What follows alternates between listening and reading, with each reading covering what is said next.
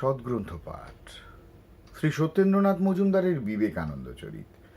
এই পুস্তকের আচার্য বিবেকানন্দ থেকে আজকে পর্ব 145 পাঠ করছি। স্বামীজির অনুপস্থিতিকালে স্বামী কৃপানন্দ, অভয়ানন্দ এবং মিস ওয়াল্টো হরিদাসী উৎসাহের সহিত প্রচার কার্য চালাইতেছিলেন। তাহারাও যে কোনো নগরে যাইতেন, সেইখানে শত শত উৎসুক শ্রোতা শ্রদ্ধা সহকারে হিন্দু দর্শনের ব্যাখ্যা শ্রবণ করিবার জন্য সমাগত হইতেন। নিউ ইয়র্ক ছাড়াও স্বামীজির শিষ্যগণ বাফেল ও ডিট্রয়েট নগরে 2টি প্রচার কেন্দ্র স্থাপন করিয়াছিলেন। 6ই ডিসেম্বর স্বামীজি নিউ ইয়র্কে পদার্পণ করিয়া পুনরায় প্রচার কার্য আরম্ভ করিলেন। বোস্টনবাসিনী পূর্বোক্ত মহিলার সাহায্যে 39 সংখ্যক স্ট্রিটে 2টি প্রশস্ত কক্ষ ভাড়া লওয়া হইল। আচার্যদেব শিষ্য স্বামী কৃপানন্দের সহিত তথায় বাস করিতে লাগিলেন। কক্ষ 2টিতে 1.5 শতাধিক ছাত্রের স্থান হইত। এই স্থানে স্বামীজি কর্মযোগ সম্বন্ধে ধারাবাহিক রূপে বক্তৃতা প্রদান করিতে লাগিলেন। এই বক্তৃতাগুলি একত্র করিয়াই পরে স্বামীজির কর্মযোগ নামক পুস্তকখানি সংকলিত হইয়াছে। কর্মযোগ ছাড়া স্বামীজি আরও কতকগুলি বক্তৃতা প্রদান করেন। সার্বভৌমিক ধর্মের আদর্শ নামক প্রসিদ্ধ বক্তৃতাটিও এই সময় প্রদত্ত হয়।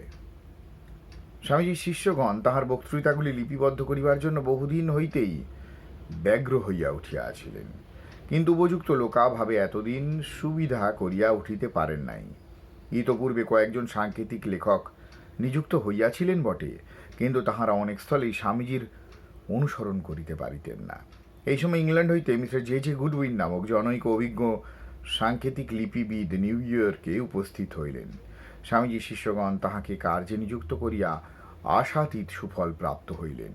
মিস্টার গুডউইনকে প্রায় অধিকাংশ সময়ই স্বামীজির সহিত যাপন করিতে হইত, আর ইহার ফলস্বরূপ কিছুদিনের মধ্যেই তাহার মনোভাব সম্পূর্ণ পরিবর্তিত হইল। তিনি স্বামীজির শিষ্যত্ব গ্রহণ করিলেন। সাধু হৃদয় গুডউইনের অক্লান্ত গুরু সেবা দেখিলে চমৎকৃত হইতে হইত। স্বামীজি ইহাকে বিশ্বস্ত গুডউইন বলিয়া সম্বোধন করিতেন।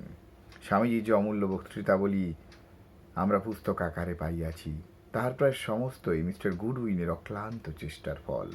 কেবলমাত্র রাজ্য পুস্তকখানি স্বামীজি বিশেষ চিন্তা করিয়া একজন শিষ্যের দ্বারা লিখাইয়াছিলেন, এবং কয়েকটি ক্ষুদ্র প্রবন্ধ ছাড়া বাকি সমস্তই তাহার বক্তৃতা। মিস্টার গুডউইনের মতো বিশ্বস্ত দক্ষ লেখক কর্মভার গ্রহণ করিয়াছিলেন বলিয়াই স্বামীজির অধিকাংশ বক্তৃতাই আমরা বর্তমান আকারে প্রাপ্ত হইয়াছি।